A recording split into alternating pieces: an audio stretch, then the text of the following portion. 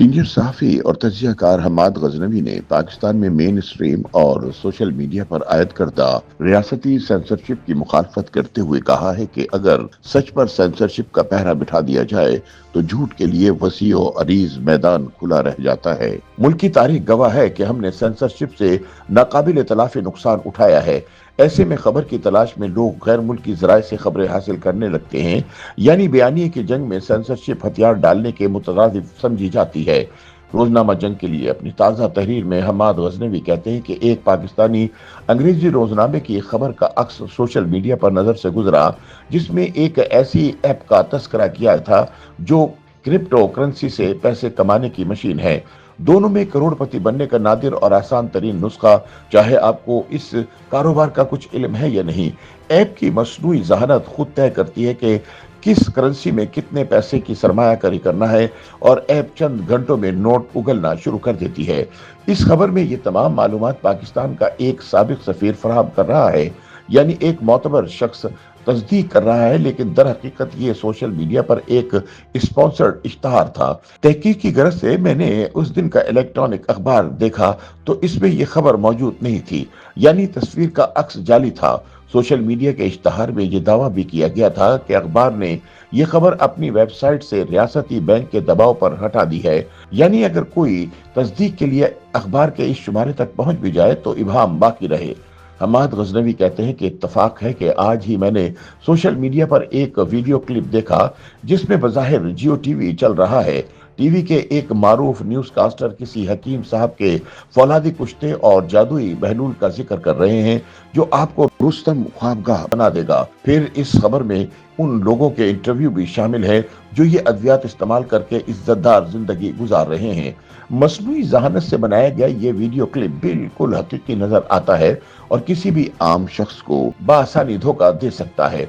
अगर कोई शख्स जियो की सहाफती इक़दार और हकीमों के ज़मन में पैमरा के कवानीन से आगाही नहीं रखता तो इस वीडियो में बज़ाहिर कोई मशकूक अंसर नहीं है। जियो टीवी के ग्राफिक्स, टीवी का मारूफ न्यूज कास्टर और वही शनासा आवाज और अंदाज। हमारे एक दोस्त खवातीन के कपड़ों का कारोबार करते हैं। पिछले हफ्ते उन्होंने अपनी ईद की कलेक्शन का फैशन शूट कराया। तस्वीरें आई तो इन्हें मॉडल के चेहरे के तासुरात पसंद नहीं आए। उन्होंने मसनूई जहानत की एक सादा सी ऐप के जरिए मॉडल का चेहरा एक हसीन तर चेहरे से बदल दिया और शूट छप चुका है। वो कपड़े धड़ाधड़ बिक रहे हैं। हम्माद कहते हैं कि हम लोग बड़े दिनों से सुन रहे थे कि अब दुनिया पोस्ट ट्रुथ दौर में दाखिल हो चुकी है, लेकिन अब ये हकीकत हमारे सामने मुजस्सम हो चुकी है। हमारे चारों तरफ इसकी मिसालें बिखरी हुई हैं जो किसी न किसी सूरत में हम पर बराह रास्त असरअंदाज हो रही हैं। झूठ के पांव है या नहीं, इसका सर आसमान से बातें कर रहा है। तशवीशनाक बात यह है कि इस धुंध को चीर कर उस पार देखने का कोई आसान तरीका नजर नहीं आ रहा। फिलहाल तो धुंध की यलगार में शिद्दत आती जा रही है। रियासत और सियासत के मैदान में यह सब झूठ का खेल अपने पूरे शबाब पर है। कुछ तय नहीं हो पाता। धोखा नजर का है कि नजारा फरेब है।